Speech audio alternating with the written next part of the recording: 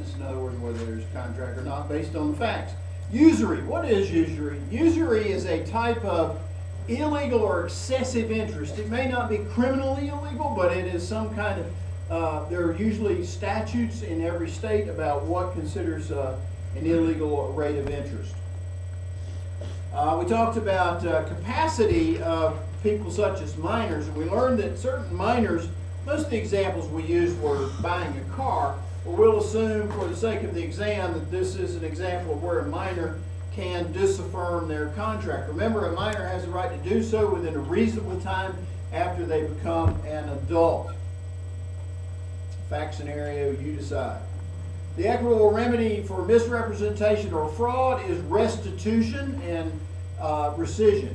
But I didn't put the restitution part in here, so it's basically rescission of the contract, and then typically you have to make restitution. Of the various parties that we've studied in different contract situations, we found that some could get their money back even though the contract was fully executed, but some could not. For example, if you gave money to an unlicensed contractor and he built whatever he was supposed to build, and he didn't have a license, or he didn't have a limit on his license like he was supposed to, but you've already paid him, you can't get that back. But if you paid somebody usurious interest, in other words, you got a loan, you knew it was usurious, but you paid them back anyway, and you paid them back in full with interest on it, you can still sue them within a certain amount of time to get your money back, or to get some of your interest back, depending on what state you're in. A counteroffer is what? It is actually two things, a rejection of the original offer and a brand new offer. So the original offer disappears. All right? Sometimes when you make an offer and you tell the seller, let's say you're the buyer, you tell the seller, okay, I'll give you until tomorrow at 5 p.m. to think about it, but I need to hear from you by then. I need to make a decision, so I'll give you till 5 and tell me whether you accept my offer. In the meantime, you find something else you like better, so you call the seller up and you tell them, I'm withdrawing my offer. I'm revoking my offer. You have the right to do that. You can revoke your offer, withdraw it at any time prior to acceptance. Just because you gave the other guy a time limit doesn't mean you can't still revoke it or withdraw it earlier. We talked under consideration about when there is a pre-existing legal duty to perform, and therefore there's a lack of consideration. And one of those examples that we used was where a sheriff or other police officer had a duty to arrest a fugitive in his or her jurisdiction. The other one we saw in the book was where a contractor had agreed to do a job for a flat fee or a turnkey price or a fixed amount. And now they wanted more money for some reason, maybe the price of materials went up. And both of those were examples of a pre-existing legal duty to perform, and so on. A reward published in a classified section of a newspaper is an offer. Most things published as offers or as newspaper advertisements, price lists, catalogs, and all that are not considered offers, but are considered solicitations for offers. The other thing about a reward is it's a type of unilateral contract where somebody's making an offer to pay, assuming that you find their lost dog or give them information leading to the conviction of somebody who did something wrong. We studied various types of damages, and we found that some are direct, some are indirect, some could be punitive. We did nominal damages, liquidated, and mitigation of damages.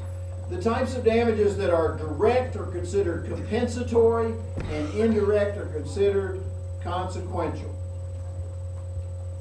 If a lady is adjudicated incompetent by a court, and then somehow she manages to make a contract with somebody before she's institutionalized or given to her guardian or whatever, and all of those contracts are considered void, and their person lacks capacity, and you do not have a valid contract. Landlords are required to mitigate their damages if they know you're going to breach your lease, or you've left town, you haven't gotten a tenant to replace yourself. Your landlord is supposed to try to go out and advertise for someone else to take your place and thereby mitigate or lessen their damages. Unconscionable contracts are those that are fundamentally or grossly unfair or oppressive to one of the parties to the contract. We studied that briefly. I really just told you just to remember that part about it. There was a whole section in the book in contracts, and I actually sent you an email class lecture for part of this called voluntary consent. Previously in the book they called that genuineness of assent, and probably the prevailing doctrine there, and this includes the mistake cases, the fraud cases, undue influence and duress, is that there must be a meeting of the minds. And if there's not a meeting of the minds by the parties, then you can't have a valid contract. Remember that the terms of the contract in the offer and the acceptance had to match, so that's part of the doctrine too. In order to prove undue influence, for example, we must prove the existence of a confidential relationship between the parties, between the one who was unduly influenced and the one doing the influencing. Suppose an owner and a builder enter into a contract, and the builder is going to build some kind of a building for the owner for a grand opening. They want to do it in time for a grand opening. So in the contract between the two, they specify that there are damages if the builder can't complete it within time, say $1,000 a day. And this amount of damage is considered reasonable, considering the amount of the contract and other circumstances about the contract. This is a form of liquidated damages.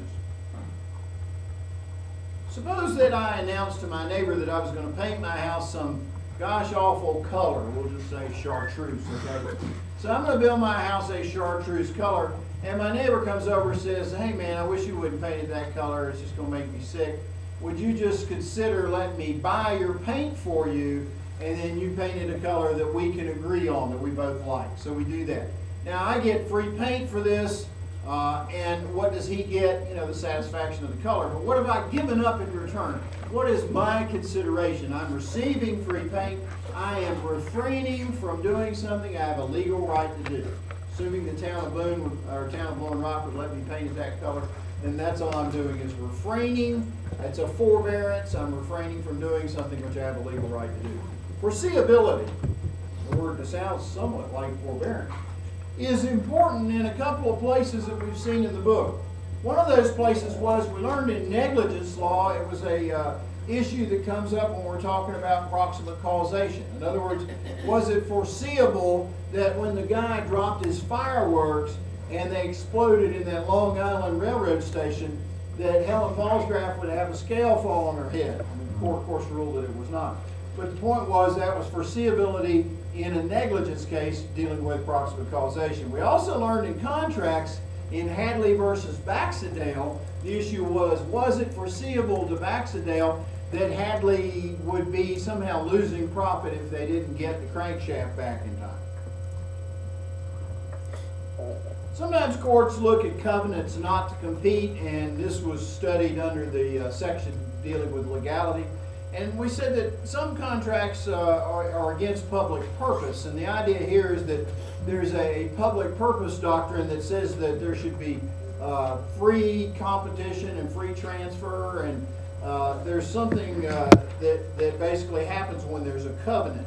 So a covenant not to compete, it has to be reasonable in time and geographical scope, not greater than any greater restriction necessary to prove or to support a legitimate business purpose. The idea is that it's got to be, it can't be a restraint of trade, is what we say.